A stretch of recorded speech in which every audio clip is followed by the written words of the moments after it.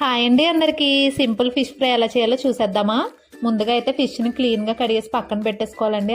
ఒక ప్లేట్లో కారము, ఉప్పు, కొద్దిగా పసుపు, అల్లం వెల్లుల్లి paste, onion paste, garam masala, ధనియాల పొడి వేసుకోవాలండి. అందులోనే ఆయిల్ వేసుకొని ఒక చెక్క నిమ్మరసం అయితే పిండేసుకోవాలి. ఈ మసాలా అంతా మొత్తం కలిసేలా అయితే పేస్ట్లా చేసేసుకోవాలండి. మసాలా అంతా ముక్కలకి బాగా పట్టించేసి 1 అవర్ అయితే మ్యారినేట్ చేసి పక్కన పెట్టేసుకోవాలండి. అప్పుడు మసాలా అనేది ముక్కలకు బాగా పడుతుంది.